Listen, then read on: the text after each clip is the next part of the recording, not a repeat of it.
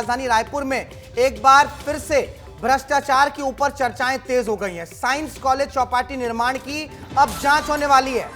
ये बड़ी जानकारी हम आपको दे रहे हैं। रायपुर स्मार्ट सिटी की बैठक में यह फैसला लिया गया है कि साइंस कॉलेज चौपाटी के निर्माण कार्य की जांच की जाएगी और अगर गड़बड़ी पाई जाती है तो गड़बड़ी करने वाले कर्मचारियों और अधिकारियों पर कार्रवाई भी होगी।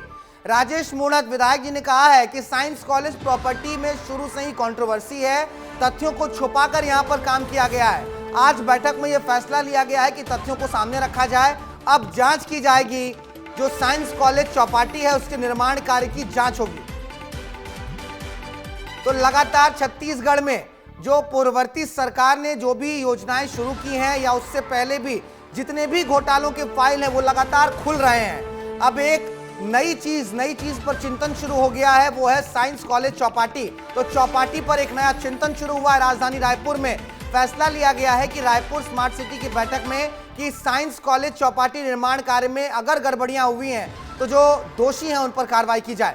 रोहित मिश्रा के पास चलते हैं, राजधानी रायपुर से लगातार जुड़े हुए हमारे साथ। रोहित, ये एक नया जो है वो जिन निकला है बाहर, साइंस कॉलेज चौपाटी निर्माण में भी भ्रष्टाचार की बात है।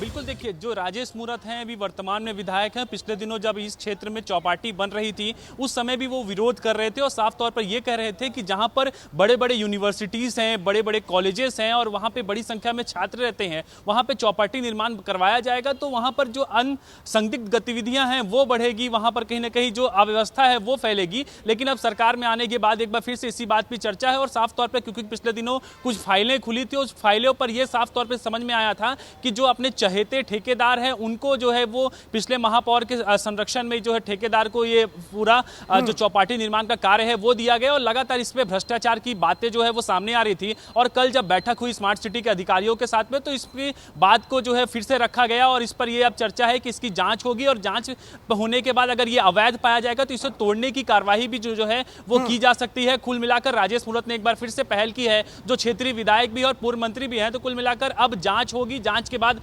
तोड़ना है कि नहीं तोड़ना है इस पर फैसला होगा। सूरज, लेकिन रोहित, अभी 4 साल बाकी है सरकार के, अभी 1 ही साल पूरे होने वाले हैं। 4 साल में और कितनी फाइलें खुलेंगी और कितने भ्रष्टाचार के जो जिन है वो बाहर निकलेंगे, ये देखने वाली बात होगी। बहुत शुक्रिया तमाम जानकारी साझा करने के लिए।